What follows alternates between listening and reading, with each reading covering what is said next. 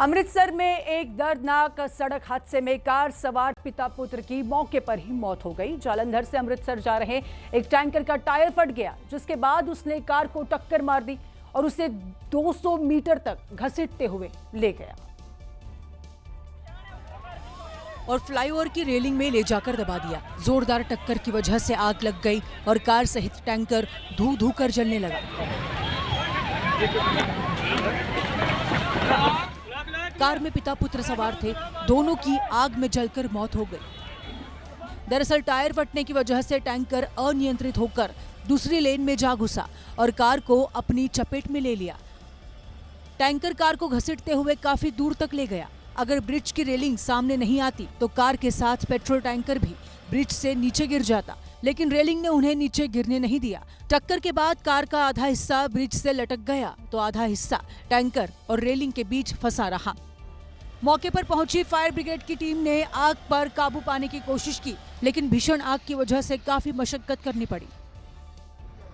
आग को काबू करने के बाद फायर ब्रिगेड की टीम ने कार और ट्रक को रास्ते से हटा दिया। फरीदाबाद में एक शख्स के हार्ट अटैक का वीडियो अब सामने आया है। जिस वक्त उसे हार्ट अटैक आया तब वो अपने दोस्त से बात कर रहा था। सीसीटीवी फुटेज में नजर आया कि 30 साल का विकल सिंह बैठकर अपने दोस्तों से बात कर रहा था। जैसे ही उसका दोस्त उठा और जाने लगा, वैसे ही विकल सिंह भी मुंह के बल जमीन पर गिर गया। विकल को गिरते हुए उसके दोस्तों ने उसे उठाया, लेकिन जब तक उसकी मौत हो चुकी थी। विकल एक डिलीवरी बॉय था और कंपनी के स्टोर के बाहर ही बैठा हुआ था। विकल की 8 साल और 5 साल की 2 बेटियां हैं।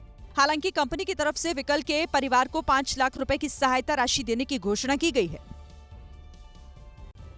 बिहार के भागलपुर और कटिहार में बाढ़ से हालात बेकाबू हो गए हैं। रास्ते जलमग्न हैं और सड़कें खराब हैं। ग्रामीणों के लिए आने जाने का कोई साधन भी नहीं बचा।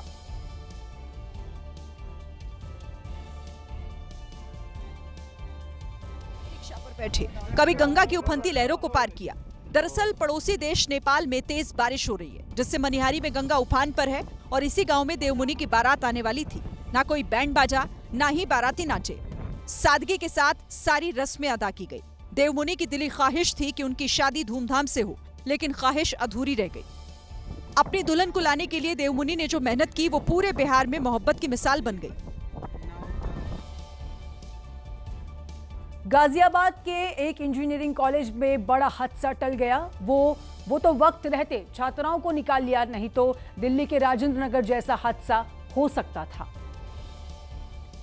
बेसमेंट में बारिश का पानी इतनी तेजी से घुसा मानो कोई झरना फूट पड़ा हो। पानी का बहाव इतना ज्यादा था कि पूरी गैलरी स्विमिंग पूल में तब्दील हो गई।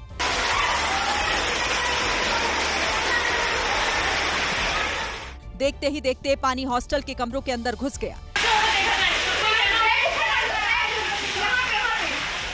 अचानक आई इस आफत से हॉस्टल में हाहाकार मच गया। लोग इधर उधर भागने लगे।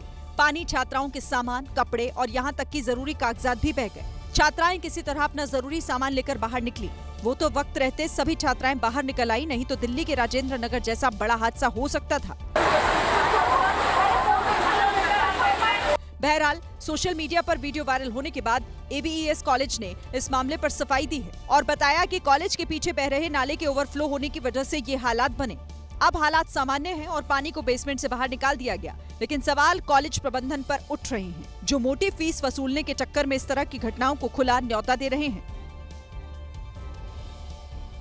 अब आपको मध्य प्रदेश की एक ऐसी तस्वीर दिखाते हैं जो आपको भावुक कर देगी। वीडियो छतरपुर के खेरी गांव का है, जहां मूलभूत सुविधाओं से वंचित लोग रस्सी के सहारे नदी पार करने पर मजबूर हैं। बच्चों को पीठ पर बांधा और चल दिए नदी पार करने, क्योंकि स्कूल का टाइम जो हो गया है। क्या करे, यही मजबूरी है। पिता के कंधों पर सवार होकर बच्चे स्कूल जाते दिखे। वो तो भला हो इस व्यक्ति का जिसने बैग पकड़ लिया, नहीं तो बच्चों के साथ उनके बैग भी उठाने पड़ते। इस पिता को देखिए, देश का ये नागरिक अपने बच्चों को कैसे जिंदगी दांव पर लगाकर नदी पार करा रहा है। कोई बीमार हुआ तो भी उसको ऐसे ही अस्पताल जाना होगा, क्योंकि रास्ता तो यही है। ये मुसीबत ना हर 5 साल में वोट मांगने वाले नेताओं को दिखती है और ना ही प्रशासन के जिम्मेदार अधिकारियों को दिखती, तो सालों से हर दिन करीब 200 लोगों को इस तरह नदी पार ना करनी पड़ती।